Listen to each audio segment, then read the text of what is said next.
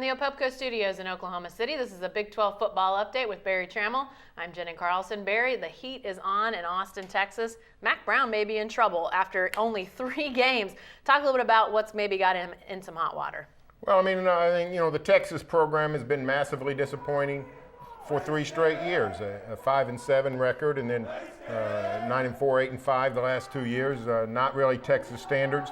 On top of that, 2 blowout losses to the Sooners, 55-17, 63-21. Texas fans don't like any part of going to the Cotton Bowl and walking through the fair after losses like that. And just a general belief that Texas isn't getting back, and a lot of hype for this season.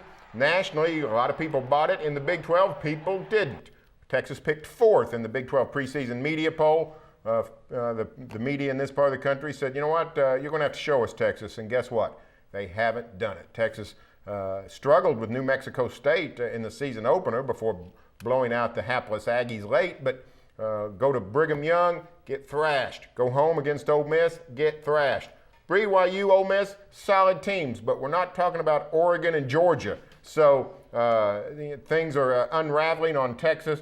Mack has already fired his defensive coordinator, Manny Diaz. Hired a guy, brought in Greg Robinson, who really didn't even know the players, had been out in Los Angeles.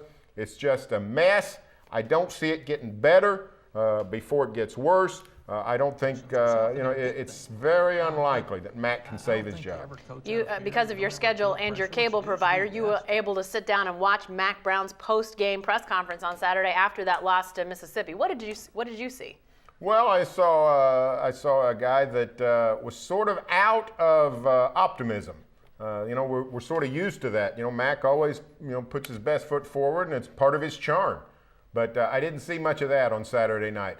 Looked to me like a guy that was searching for answers. A guy that knew that gloom and doom had sort of descended upon him. This is a defense that was thrashed by a sort of a gimpy Brigham Young quarterback, a zone read, shotgun option guy playing with a big knee brace, and then Ole Miss beat them in different ways with a great running back and some passing. So when they play Baylor and Oklahoma State and Oklahoma and teams that can move the ball and score a lot of different ways, I just don't see any way Texas is going to keep up. So, I think Mack is starting to realize this is going to be a long season and probably his last one. Does he survive the year? I don't think so. All right. Thanks, Barry. Be sure to stay with the best coverage team anywhere at newsok.com and every day in the Oklahoma.